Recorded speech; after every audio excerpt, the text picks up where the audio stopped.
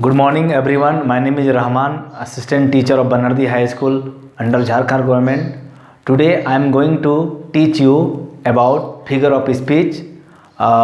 Figure of speech में मैं already maximum parts पढ़ा चुका हूँ, अप्रोक्सीमेटली 20 और 21 तक देख चुका हूँ। आज मैं इसमें आप देखूँगा कि किस तरह से क्वेश्चंस पूछे जाते हैं एग्जामिनेशन में, चाहे वो 8, 9, 10, 11, 12, MA BA हो, नेट हो और NTA हो, आपका नेट JRF हो, या फिर आपका कोई भी कंपटीशन जैसे CTET, JTET, Bihar TET, UP TET और कोई भी आपका एग्जामिनेशन कंपटीशन एग्जामिनेशन हो, इसमें जो क्वेश्चन पूछे जाते हैं उसके बारे में मैं आज बात करूंगा। ये वीडियो को मैं फिगर ऑफ स्पीच जो ये मैं पार्ट 9 कर दिया हूँ, ऑलरेडी पार्ट 8 तक पढ़ाया है, मैं पार्ट 9 तक आज मैं क्वेश्चन डिस्कस करूँगा। और जस्ट आपसे मेरा एक रिक्वेस्ट होगा कि कृपया करके ई-कॉमर्स जोन को लाइक करें, सब्सक्राइब करें और कमेंट करें, और कोई भी क्वेश्चंस है तो आप हमसे ज़रूर पूछें।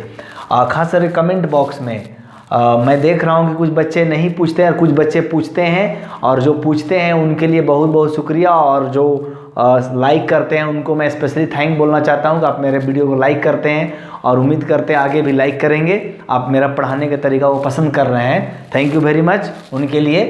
Questions based on figure of speech exercise 1, मैं एक्सरसाइज ये 1 करा रहा हूँ आज। बहुत ही इंपॉर्टेंट क्वेश्चंस है। सबसे पहले मैं चाहूँगा कि ये जो वीडियो मैं बना रहा हूँ इसमें मैं अभी और भी क्वेश्चंस लेने वाला हूँ, और लगभग 20 से 25 क्वेश्चंस मैं बनाऊंगा। सबसे पहले आप उसको पॉज करके आप खुद क्वेश्चंस को सोल्व कीजिए। मैं जो बात बोल रहा हूँ ध्यान सुनिए, खुद क्वेश्चन को आप सोल्व कीजिए, उसके बाद जो है आप बना करके जो मैं आंसर बोलूँगा उससे मिलाइएगा, क्योंकि इसमें क्या होता है ना, आपका पता चलेगा कि आप रियल में कितना सीखे, अदरवाइज कोई फ़ायदा नहीं है। आपको मैं बता दूंगा ऐसे ऐसे तो कोई फ़ायदा नहीं है। तीसरी बात है, जब भी MCQ क्वेश्चंस होता है, MCQ जब क्वेश्चंस होते हैं यानी 4 क्वेश्चन होते हैं A, B और C और D, तो सबसे पहले इसमें हम एक मेथड को अप्लाई करेंगे, उसको बोलते हैं एक्सक्लूजन मेथड। एक्सक्लूजन का मेथड का मतलब क्या हुआ कि सबसे पहले आपको जानना है कि अगर A नहीं होगा तो क्यों नहीं होगा, B नहीं होगा तो क्यों नहीं होगा, और C नहीं होगा तो क्यों नहीं होगा, D होगा तो क्यों होगा। इस तरह से जब हम कोई भी MCQ क्वेश्चंस को अगर हम सोल्व करते हैं तो I give you guarantee, 100% guarantee कि आपका क्वेश्चन सोल्व हो जाएगा। आप चाहे कितना बड़ा कंपटीशन एग्जाम क्यों नहीं लिख रहे हैं, ये बहुत बेहद जानना जरूरी है। एक्सक्लूजन मेथड का MCQ में कैसे करना है, मैंने आपको एक बार फिर अब मैं रिपीट कर रहा हूँ। A नहीं होगा क्यों नहीं होगा, या होगा तो क्यों होगा, B क्यों होगा क्यों नहीं होगा, C क्यों होगा नहीं होगा, ये होगा और नहीं होगा, उस पर आप ज़्यादा फोकस कृपया करके करेंगे। तब फाइनली अगर 50-50 मान लीजिए C और D पर आ जाता है, तब आप उसे फार्मूला लगाएंगे कि एक्चुअली ये हाँ ये नहीं होगा और ये होगा। ऐसे करके बनाएंगे तो मैं आपको गारंटी बोलता हूँ आपका 100% क्वेश्चंस का आंसर जो MCQs में है एकदम सही होगा। जो मैंने बताया है वो नियम को आप फॉलो करेंगे, हर हाल में सही होगा। Okay, we come back on subject matter. आइए हम लोग सब्जेक्ट मैटर पर बात करते हैं। पहला क्वेश्चन मैं आपसे पूछ रहा हूं, आप जवाब देंगे, उसके बाद मेरा आंसर का मैच करेंगे। He was as brave as a lion, इसका मतलब ये हुआ कि वह बिल्कुल लायन की तरह बिल्कुल बहादुर था। अब आपको मैं लगभग 20 से 22 फिगर ऑफ स्पीच पढ़ा चुका हूँ। आप मेरा A to Z video figure of speech का part 1, part 2, part 3, part 4, part 5, 6, 7, 8 तक देख सकते हैं, उसमें आप A to Z है। अब इसमें क्वेश्चंस करता है कि वो जो है एज ब्रेव एज, यहाँ पर है बहुत इंपॉर्टेंट है। तो आपसे मैं पूछ रहा हूँ कि ये सिमली है, ये 1 नंबर ये सिमली है, B में मेटाफर है, C में पर्सोनिफिकेशन है। तो सबसे पहले आपको देखना है कि ये as brave as a lion, तो यहाँ पर एज लग गया यानी ये सिमली हो सकता है। अभी मैंने इसको नहीं बोल रहा हूँ, मेटाफर तो नहीं होगा, क्यों, क्योंकि इसमें एज लाइक और सो नहीं लगता है, याद रखिएगा। पर्सोनिफिकेशन क्योंकि ये नॉन लिविंग थिंग्स नहीं है, ये भी नहीं होगा, तो होगा कौन, ये आपका होगा। तो इसका आंसर है आपका सिमली। लेकिन मैंने आपसे कहा है कि सबसे पहले इस वीडियो को आप बढ़िया से एक बार स्क्रीनशॉट ले करके देख लीजिए, और बढ़िया से इसको पहले आंसर खुद बना लीजिए, उसके बाद फिर मेरा वीडियो पॉज करके फिर आप देखिए आगे कि कैसे हो रहा है। तो मैं एक्सप्लेन करते जा रहा हूँ क्यों नहीं होगा क्यों होगा। अब डी में कोई ऑप्शन दे देगा, मान लीजिए ओनोमेटोपोइया देगा तो वो भी नहीं होगा क्योंकि नेचुरल साउंड है। तो सबसे पहले जानते हैं ऐसे क्वेश्चन सोल्व करने में क्या होता है, सिमिली का क्या पहचान होता है, एज लाइक और सो रहेगा तो आपका सिमिली होगा। मेटाफर का क्या होता है, एज लाइक और सो नहीं रहता है। पर्सोनिफिकेशन क्या होता है, non living thing living things के रूप में आता है। Second question, very important question, all the world is a stage and all main women mainly players. आप अगर इंग्लिश पढ़े होंगे लिटरेचर तो विलियम शेक्सपियर का एक बहुत ही ज़बरदस्त ड्रामा है, उसका नाम है एज यू लाइक इट। उसमें आप देखेंगे तो बहुत ही अच्छा जो है एक व्यक्ति ने, एक नरेटर ने, जैक्स नाम का एक नरेटर है, उसने एक स्टेज में जा कर के ये सेंटेंस, बहुत बड़ी सेंटेंस उन्होंने बोला है। 9th क्लास में सीबीएसई बोर्ड में एक पोएम भी है, all the world is a stage all main women mainly player, यानी पूरा दुनिया रंगमंच है और उसमें हम लोग क्या है, एक नाम मात्र प्लेयर है, खिलाड़ी है, और इसका एग्जिस्ट भी है और इसका एंट्रेंस भी है। एंट्रेंस का मतलब जन्म होना, एग्जिस्ट का मतलब मरना। तो यहाँ पर जो है क्या है, सबसे पहले देंगे सिमिली। तो क्या सिमिली है, हम रीजन क्या देंगे, नहीं है। क्यों नहीं है, क्योंकि इसमें आइक लाइक और शो नहीं है, एज लाइक और शो नहीं है। मेटाफर हो सकता है, ये आंसर सही है। पर्सोनिफिकेशन नहीं होगा, क्यों नहीं होगा, क्योंकि नॉन लिविंग थिंग्स नहीं है। मतलब दुनिया को एक रंगमंच जैसा बोला गया है। आप जानते होंगे मेटाफर में क्या होता है, हम दो अलग अलग चीज होता है, उसका एक कॉमन चीज को तुलना करते हैं, लेकिन हम इनडायरेक्टली तुलना कर रहे हैं। डायरेक्ट तुलना तो हम इसमें करते हैं, सिमिली में। क्लियर हो गया my dear students, we should proceed it. अब नेक्स्ट में third example, death lays its icy hands on kings. अब ध्यान दीजिएगा, ये सिमिली, मेटाफर, पर्सोनिफिकेशन क्या है। तो सबसे पहले बात करते हैं सिमिली। तो ये सिमिली नहीं हो सकता है। क्यों नहीं हो सकता है, क्योंकि इसमें लाइक एज नहीं है। सेकेंड, मेटाफर, अब देखिए हो सकता है तो मेटाफर है, पर्सोनिफिकेशन हो सकता है या नहीं होगा, ये नहीं होगा। क्यों नहीं होगा, देखिए क्योंकि death lays its icy hands on kings का मतलब हुआ, अब देखिए यहाँ पर दो चीज़ है कि ये जो मेटाफर है और ये पर्सोनिफिकेशन है। मैं आपको इसलिए बता रहा हूँ कि कैसे होगा। तो डेथ, यहाँ पर डेथ क्या है, नॉन लिविंग थिंग्स है ना, नॉन लिविंग थिंग्स है। अब मैं बता रहा हूँ नॉन लिविंग थिंग किसके में आता है, नॉन लिविंग थिंग पर्सोनिफिकेशन में आता है। ठीक है, its icy hands on kings. अब मैं आपको बता रहा हूँ ये पर्सोनिफिकेशन में होगा या ये मेटाफर में होगा, ये सिमिली में होगा। ये मैं आपको इसलिए एक्सप्लेन करके मैं आपको होमवर्क दे रहा हूँ, क्योंकि आपको इसको होमवर्क में बना के लाना है। कुछ क्वेश्चंस को मैं होमवर्क भी दे रहा हूँ, आप ये 3 नंबर को होमवर्क बना लीजिएगा। मैं देखता हूँ नीचे कमेंट बॉक्स में बताइए कि क्या होगा, कि यहाँ डेथ जो है नॉन लिविंग थिंग्स है तो सिमिली होगा, मेटाफर होगा, पर्सोनिफिकेशन होगा। ठीक है, लेज यहाँ तो वर्ब है, वर्ब 5 रूप में है, तो ये क्या होगा। नेक्स्ट में है death, where is thy sting O grave where is thy victory. Simile होगा, मेटाफर होगा और पर्सोनिफिकेशन होगा। मैं आपको हिंट कर दे रहा हूँ, इसको भी आपको होमवर्क बनाना है। 3 और 4 नंबर आपको होमवर्क बनाना है। मैं 5-6 क्वेश्चंस को होमवर्क दे रहा हूँ। देखिए इसमें क्या है, डेथ एक्सक्लेमेशन मार्क्स है। आपको मैं पढ़ाया था कि सिमिली क्या है, मेटाफर क्या है, पर्सोनिफिकेशन क्या है। तो इसमें आपको ध्यान देना है कि ये नॉन लिविंग थिंग्स है। तो कौन नॉन लिविंग थिंग्स होता है, ये भी आप बना लेंगे, मुझे पूरा यकीन है कि आप बना लेंगे। नेक्स्ट में क्या है, और नहीं तो मैं इसका कमेंट बॉक्स में, आप कमेंट बॉक्स में नीचे पढ़ेंगे तो मैं इसका आंसर बता दूंगा, लेकिन फिलहाल आप इसको ट्राई करेंगे, मैं कमेंट बॉक्स में नीचे आंसर लिख दूंगा, आप आंसर मिला लेंगे। ओके, नेक्स्ट में क्या है आपका 5th number, he is a lion. अब देखिए इसमें सिमिली है, मेटाफर है, पर्सोनिफिकेशन। ये भी बहुत इजी क्वेश्चंस है, इसको भी मैं आंसर नहीं बताऊंगा। ही इज ए लायन मतलब क्या हो, लायन है। बताइए यहाँ पर एज लाइक सो नहीं है, तो ये सिमिली है कि नहीं, आप देख लीजिए। मेटाफर ये है कि नहीं, आप देख लीजिए। पर्सोनिफिकेशन ये है कि नहीं, आप देख लीजिए। इस तरह से जो 5-6 क्वेश्चन है मैं नहीं बताऊंगा आंसर, आपको खुद बताना है। नेक्स्ट में क्या है, द थंडर रोड, बादल जो है गरज रहे हैं। तो आप ध्यान दीजिएगा, ये ओनोमेटोपोइया है, मेटाफर है और ऑक्सीमोरन है। तो अब मैं आपको बता रहा हूँ कि ये मैंने क्वेश्चन आपको होमवर्क दिया है 1, 2, 3, और बाकी मैं एक्सप्लेनेशन कर रहा हूँ। आप जानते होंगे रोर है ना, यहाँ पर R 1 मिनट, ये थोड़ा सा स्पेलिंग गलत हो गया, यहाँ पर स्पेलिंग में सुधार दे रहा हूँ। ROAR, रोर का मतलब क्या होता है, ठीक है ना, आप जानते हैं गरजना बरसना होता है, तो आपका थंडर रोड हो गया। ठीक है, अब देखिए इसमें क्या है कि ये जो मैं 3 क्वेश्चंस का नहीं आंसर बताया हूं, मैं बार बार बोल रहा हूं कि मैं कमेंट बॉक्स में नीचे लिख दूंगा आंसर, लेकिन आप ट्राई तो पहले कीजिए। आप ट्राई करेंगे तब पता चलेगा आपका कितना आंसर हुआ नहीं हुआ। उसके बाद आप कितना नंबर में कितना नंबर लाते हैं मुझे बताइएगा। नेक्स्ट में क्या है आपका, ये आपका है द थंडर रोर, तो ये ओनोमेटोपोइया होगा, या फिर आप देख लेंगे इसमें ये ए नंबर होगा कि नहीं होगा आप देखेंगे, बी नंबर होगा कि नहीं देखेंगे, सी नंबर। अब देखिए इसमें होगा क्यों नहीं बता रहे, ओनोमेटोपोइया होगा क्योंकि ये नेचुरल साउंड है। ये क्या साउंड है, नेचुरल साउंड है। मेटाफर नहीं होगा क्योंकि एज लाइक और सो, इसमें कंपेयर तो है नहीं।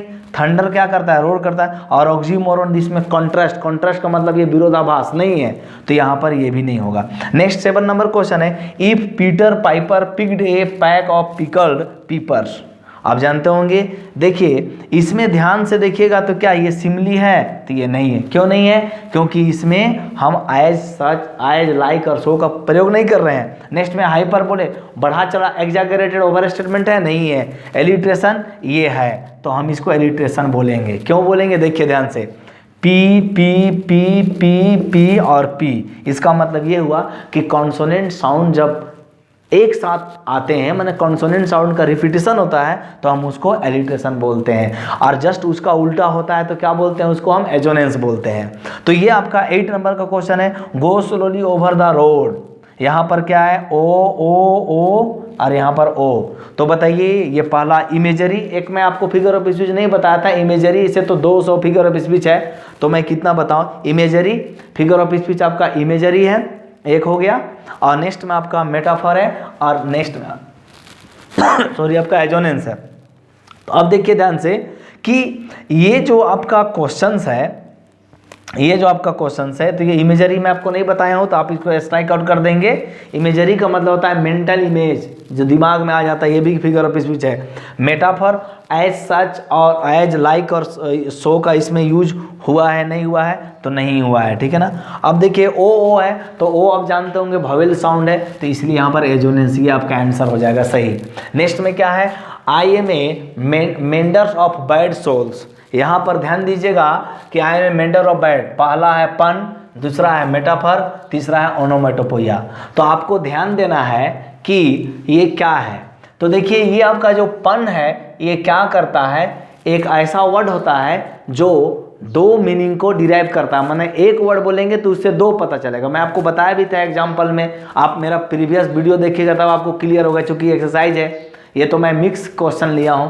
अब देखिए पन का माने क्या हो गया, एक वर्ड का डबल मीनिंग निकलना, तो यहाँ पर सोल्स का डबल मीनिंग निकल जाएगा, इस आधार पर ये पन आंसर हो जाएगा। मेटाफर नहीं होगा क्योंकि इसमें एज लाइक सो और एज मतलब एज का प्रयोग नहीं हुआ है। ओनोमेटोपोइया नहीं होगा क्योंकि यहाँ पर कोई भी साउंड नहीं है, नेचुरल साउंड नहीं है। तो मेंडर्स का मतलब क्या हुआ, रिपेयरिंग करने वाला बैड सोल्स। यहाँ सोल्स का 2 मीनिंग होगा, पहला सोल्स का मीनिंग क्या होगा, जो हम लोग जूता के नीचे लगाते हैं वो होगा, और दूसरा सोल्स का मतलब क्या होगा, जो आपका जो हृदय होता है वो होता है, ठीक है। तो इस तरह से आप देख सकते हैं, इस तरह से आप देख सकते हैं कि I am menders of bad souls. इस तरह से यहाँ पर 2 मीनिंग होगा, 2 मीनिंग होगा मतलब पन हो जाएगा। नेक्स्ट में क्या है, many are called but few are chosen. तो क्या ये पन है या ऑक्सीमोरन या एंटीथेसिस है। तो आपको ध्यान देना है कि मेनी आर कॉल्ड, तो यहाँ पर पन नहीं है। क्यों नहीं है आपको मैं बता रहा हूँ, क्योंकि यहाँ पर कोई भी ऐसा वर्ड मीनिंग का नहीं दिखा रहा है कि डबल मीनिंग होगा। ऑक्सीमोरन कॉन्ट्रास्ट है या नहीं है, ये भी नहीं है, क्योंकि अब देखिए एंटीथेसिस, ये एंटीथेसिस का मतलब क्या होता है, उसको हम उल्टा बोल सकते हैं कि जो आपका विचार, देखिए बहुत को बुलाया गया लेकिन बहुत कम को सिलेक्शन किया गया। तो यहाँ पर 2 चीज़ है, अगर मैं इसको पार्ट 2 मान लेता हूँ, पार्ट 1 मान लेता हूँ, तो इसका ये विरोध कर रहा है, बहुत को बुलाया गया लेकिन बहुत कम लोगों को सिलेक्शन किया गया, दैट इज कॉल्ड एंटीथेसिस। तो आपका इसका आंसर क्या होगा, एंटीथेसिस। नेक्स्ट में क्या है, your enemies friend is your enemy. यहाँ पर ध्यान दीजिएगा, तो आपका ऑप्शंस क्या है, ये पैराडॉक्स है या एजोनेंस है, बी एजोनेंस है या सी इमेजरी है। तो आपको यहाँ ध्यान देना है कि ये पैराडॉक्स है। पैराडॉक्स मैंने आपको बताया था कॉन्ट्रास्ट, विरोध करना। तो आपका जो योर एनिमीज फ्रेंड, आपका जो दुश्मन का दोस्त है ना, इज योर एनिमी, वो क्या आपका भी एनिमी है। कहने का मतलब है ये पैराडॉक्स है, ये आपका आंसर सही है। और ये आपका नहीं होगा। क्यों नहीं होगा? क्योंकि यहाँ पर कोई भी वावेल साउंड नहीं आ रहा है, और इमेजरी नहीं होगा क्योंकि यहाँ पर कोई हम इमेजिनेशन नहीं कर रहे हैं, ध्यान दीजिएगा। नेक्स्ट में 12 नंबर में है क्या है, a marriage counsellor files for divorce.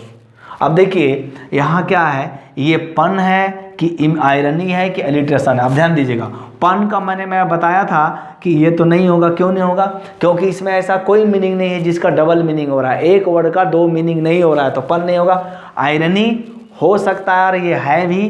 क्यों होगा? देखिए, क्योंकि हम एक marriage counsellor files for divorce, जो मैरिज के लिए यानी सेटलमेंट करते हैं, किन्हीं का घर टूटने से बचाते हैं, क्या वो कभी भी डिवोर्स के लिए फाइल करेंगे?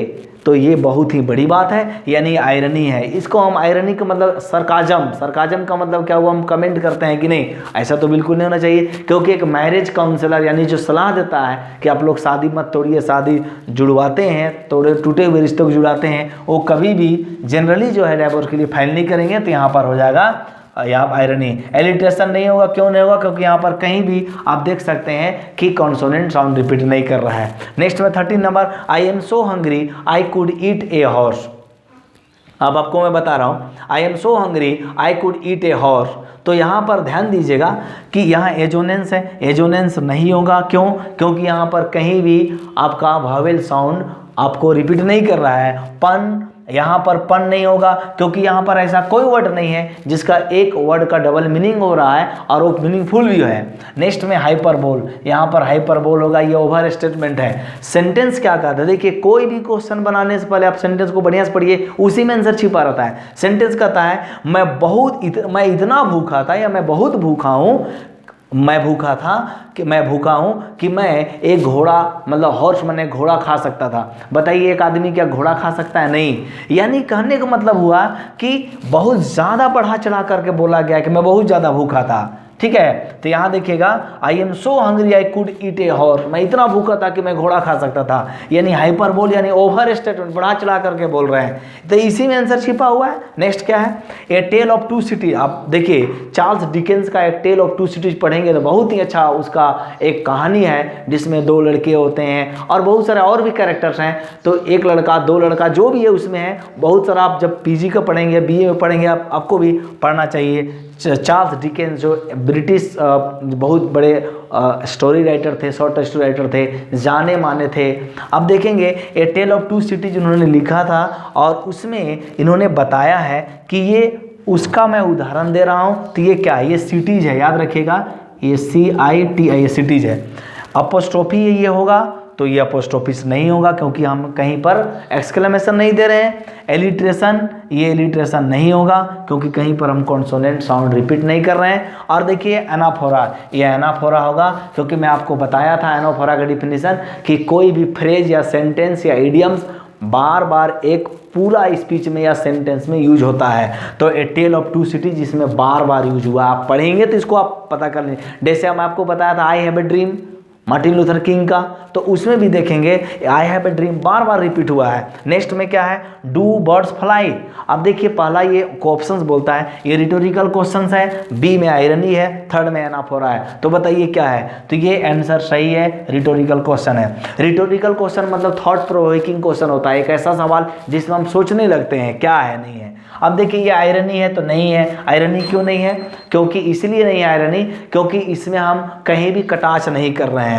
नेक्स्ट में क्या, एनाफोरा, एनाफोरा नहीं है। क्या इसमें कोई बार बार सेंटेंस वर्ड रिपीट हो रहा है? नहीं हो रहा है। तो ये डू बर्ड्स फ्लाई, बिल्कुल बर्ड तो उड़ते हैं, देयर इज नो डाउट, तो इसलिए रिटोरिकल क्वेश्चंस है। ओके, नेक्स्ट में आपका क्या है, 16 number, of the people, by the people and for the people. ये आपका क्वेश्चन जो है, ये क्वेश्चन नहीं, ये स्टेटमेंट है अब्राहम लिंकन का। 16 president of the United nation of America, USA के प्रेसिडेंट बने थे, 16 बने थे। अब देखिए, इसमें ए नंबर है रिटोरिकल क्वेश्चन। तो सबसे पहली बात आपको एक बहुत आसान आपको मैं बताता हूँ, अगर रिटोरिकल क्वेश्चन रहेगा तो क्वेश्चन मार्क जरूर रहेगा। तो यहाँ तो क्वेश्चन मार्क नहीं है, तो ये आपका नहीं होगा, क्रॉस। नेक्स्ट में क्या है आपका, आनाफोरा होगा, क्लाइमैक्स। आनाफोरा भी नहीं होगा क्योंकि इसमें जो है बार बार कोई चीज़ आप रिपीट नहीं हो रहा है, तो ये आपका क्या है, एक क्लाइमैक्स है। क्लाइमेक्स का मतलब देखिए क्या होता है। क्लाइमेक्स में आपको डिफिनीशन बता चुका हूँ माय डियर स्टूडेंट कि कोई भी घटना जो है क्रोनोलॉजिकल ऑर्डर में आगे बढ़ते आती है, यानी असेंडिंग ऑर्डर में। तो देखिए ऑफ द पीपल जनता का, बाय द पीपल जनता के द्वारा, एंड फॉर द पीपल जनता के लिए। तो बताइए पीपल का जो पहला में थोड़ा सा कम वैल्यू है, दूसरा में थोड़ा सा कम है, और थर्ड में सबसे ज़्यादा है। यानी जो भी चीज़ योजनाएं प्रोजेक्ट्स लागू होगी और फॉर द पीपल के लिए, यानी यहाँ पीपल को धीरे धीरे करके हाई किया गया, यानी एक क्लाइमेक्स है। अब नेक्स्ट आपका मैं सेंटेंस लिया हूँ, ही लॉस्ट हिज फैमिली, वह पूरा फैमिली खो दिया, हिज कार, वो कार खो दिया, एंड हिज पर्स, वो पर्स खो दिया। अब ध्यान दीजिएगा यहाँ सबसे पहले इंपॉर्टेंट क्या है, क्या क्या होगा, क्लाइमेक्स होगा तो नहीं होगा। क्यों नहीं होगा, क्योंकि क्लाइमेक्स में मैं आपको बताया हूँ कोई भी घटना 1 2 3 चलते हैं, यानी सबसे पहले जो छोटा सा थोड़ा कम वैल्यू होता है, इंटेंसिटी उसका कम होता है, उसके बाद उसका मोर इंटेंसिटी होता है, उसके बाद उससे ज़्यादा होता है। तो यहाँ क्लाइमेक्स नहीं होगा, एंटी क्लाइमेक्स ये होगा, क्योंकि यहाँ पर एंटी क्लाइमेक्स आ रहा है। एंटीथीसिस नहीं होगा, क्योंकि यहाँ कोई दो विचार अलग अलग नहीं है। एंटीथीसिस में याद रखिएगा दो विचार अलग अलग होना चाहिए, तो ये एंटी क्लाइमेक्स होगा। क्यों, मैं आपको बता रहा हूँ। सबसे पहले वो फैमिली खोता है, तो फैमिली ज़्यादा इंपॉर्टेंस है। नेक्स्ट में क्या है, कार खोता है, कार उससे कम इंपॉर्टेंस है। नेक्स्ट क्या है, पर्स खोता है, तो पर्स सबसे कम इंपॉर्टेंस है, यानी सबसे ज़्यादा इंपॉर्टेंस फैमिली है, उसके बाद कार है यानी पर्स है। तो इस तरह से और हम बहुत सारे सवाल हैं जो देख रहे हैं, समझे ना, बहुत सारे सवाल जो देख रहे हैं, तो ये आपका हो जाएगा। और भी मैं आपको अभी उदाहरण दे रहा हूँ, आप थोड़ा सा इसको मैं और भी एग्जाम्पल लिखा हूँ, उसको भी आप देख लीजिए। So I was explaining you, he lost his family, his car and his purse. यहाँ पर आपको ध्यान देना है, जैसे मैंने आपको 16 में बताया था, of the people, by the people and for the people. तो इसमें क्या है, ये पीपल थोड़ा सा, ये ऑफ द पीपल थोड़ा सा कम रेशियो है, इंटेंसिटी इसका कम है, इसके बाद इसका थोड़ा सा ज्यादा है, और उसके बाद इसका सबसे ज्यादा है, यानी असेंडिंग ऑर्डर में चलता है आपका क्लाइमेक्स का।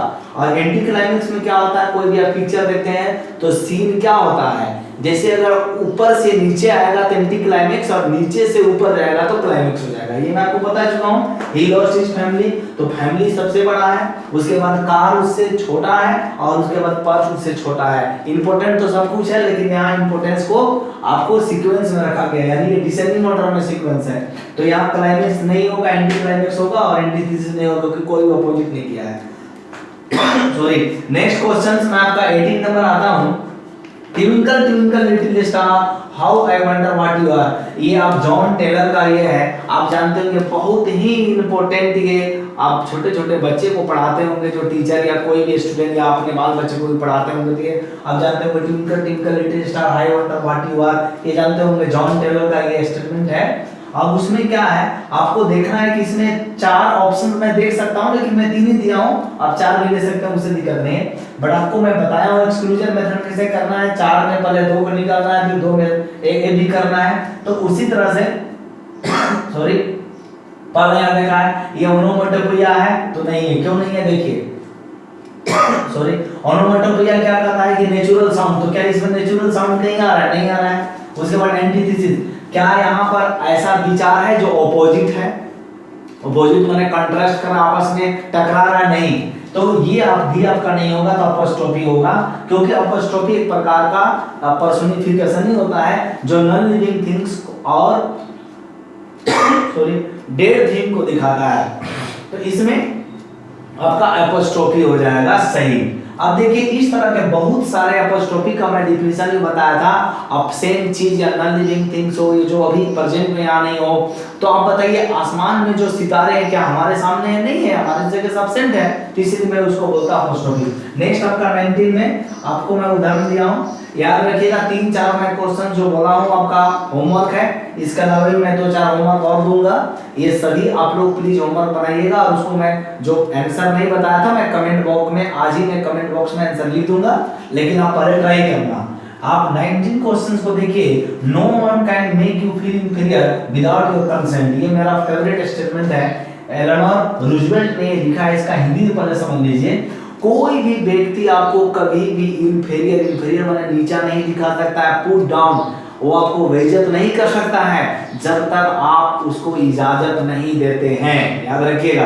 तो जब आप इजाजत देंगे तभी आपको, इसीलिए पर्सनालिटी डेवलपमेंट में ये भी पढ़ाया जाता है कि आप किन लोगों से कैसे बात कर रहे हैं, क्या कर रहे हैं, कितना बात कर रहे हैं, हर कुछ मायने रखता है। इसीलिए वो आपको इंफीरियर कब दिखाता है, जब आप चाहते हैं। तो एलेनोर रूजवेल्ट ने ये कहा, ये आपका मोटिवेशन स्पीकर में भी आता है, तो उसमें लिया हूं। तो इसमें क्या है कि पहला ये एपिग्राम है या एलर्जी है या ट्रांसफर एपिग्राम है। तो सबसे पहले मैं तीनों का डिफिनेशन बताया, मैं क्लियर करते जाऊंगा।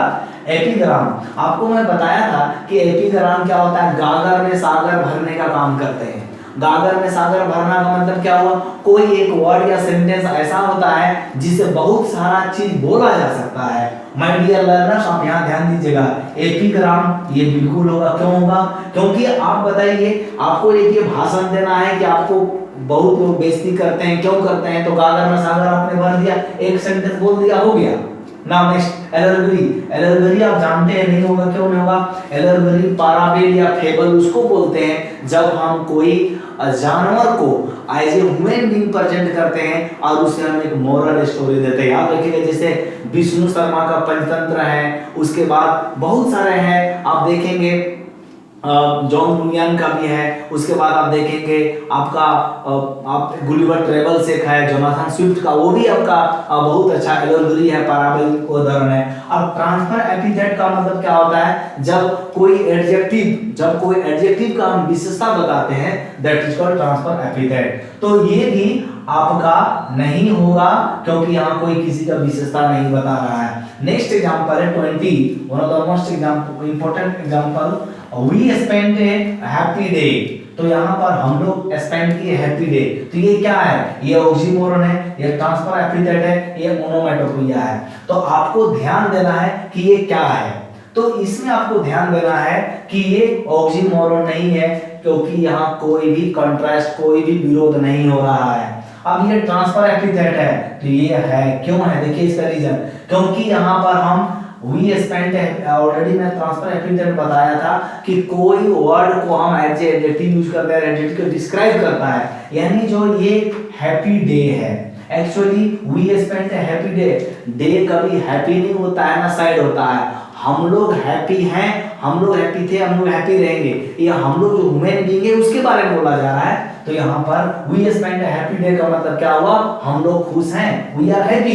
तो यहाँ पर डे का मतलब वी आर हैप्पी, तो ये ट्रांसफर एपिथेट हो गया, मतलब स्थानांतरण अलंकार हो गया। ओनोमैटोपोइया नहीं होगा क्योंकि इसमें कोई भी नेचुरल साउंड नहीं है, माय डियर लर्नर्स। नेक्स्ट में क्या है, animal farm by George, animal farm it is written by George Orwell is a पहला एलर्जी, दूसरा एलिट्रेशन, थर्ड में एनाफोरा।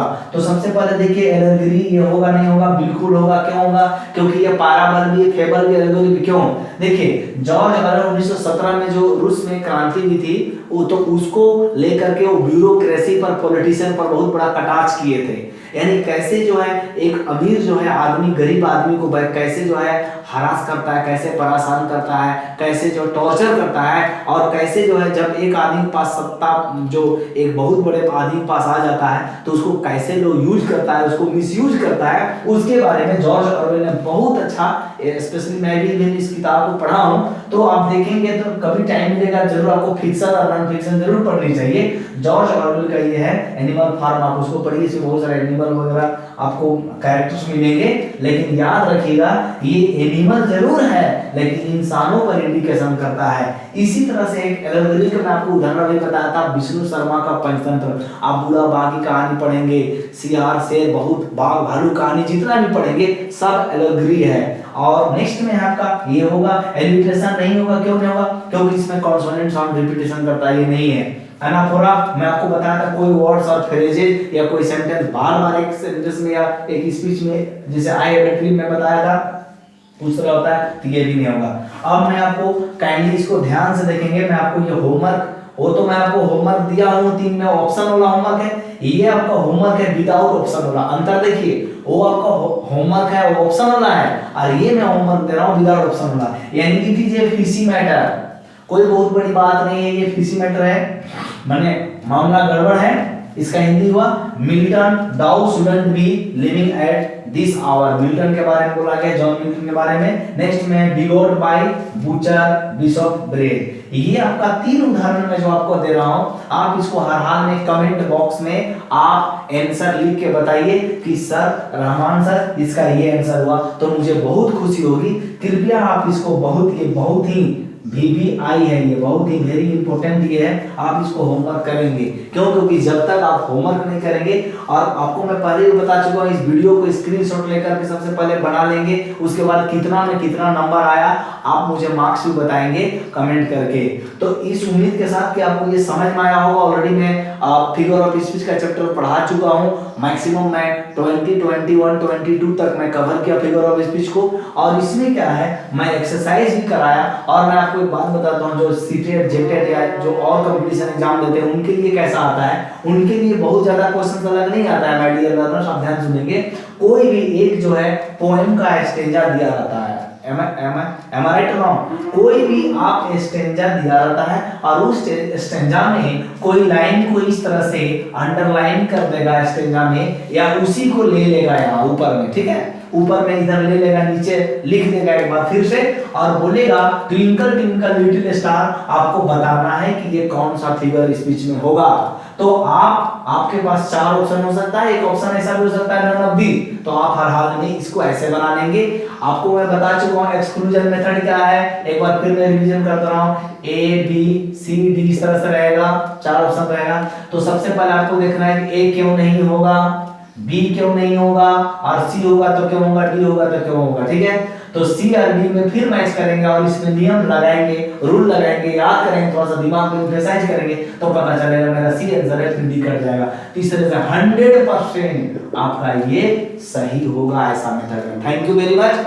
इस उम्मीद के साथ कि आपका ये चैप्टर बहुत अच्छा समझ में आया होगा। आज मुझे पूरा उम्मीद है कि मैं पहली बार एक फिगर ऑफ स्पीच इतना ऑनलाइन आपको मैं पढ़ा रहा हूं, और उसके बाद नेक्स्ट आप मेरे साथ जुड़े रहिए, कहीं जाइएगा नहीं, क्योंकि मैं आपको अभी बहुत सारा वीडियो जो है अपलोड करने वाला हूं, ग्रामर पर, आपका लिटरेचर पर। और आप मेरा ई-कॉमर्स को प्लीज सब्सक्राइब करें, लाइक करें, और इसमें प्लेलिस्ट अंग्रेजी का होगा, उसमें आकर देख लेंगे। Thank you very much. एक last statement, winners don't do different things, they do things differently. विजेता अलग काम नहीं करते हैं, बल्कि उसी काम को अलग ढंग से करते हैं। Thank you very much. अगर आप अच्छा से पढ़ेंगे तो हमारा देश आगे बढ़ेगा, और यही हमारा प्रयास है कि हम अपने तरफ से छोटा सा एक प्रयास हम कर सकते हैं, जो कर रहे हैं। नेगेटिव बोलने वाले बोलते हैं, लेकिन मैं पॉजिटिव काम करता हूं। पूरा दुनिया जो है नेगेटिव और पॉजिटिव में बटा हुआ है, लेकिन हमको ध्यान देना है पॉजिटिव काम करने वाले प्रति। हम एक देश की सेवा के लिए हम ये वीडियो बनाते हैं, और मेरा इसमें पूंजी भी लगता है, लेकिन मैं किसी से पैसा नहीं मांगता हूं, फ्री ऑफ कॉस्ट आप देख सकते हैं।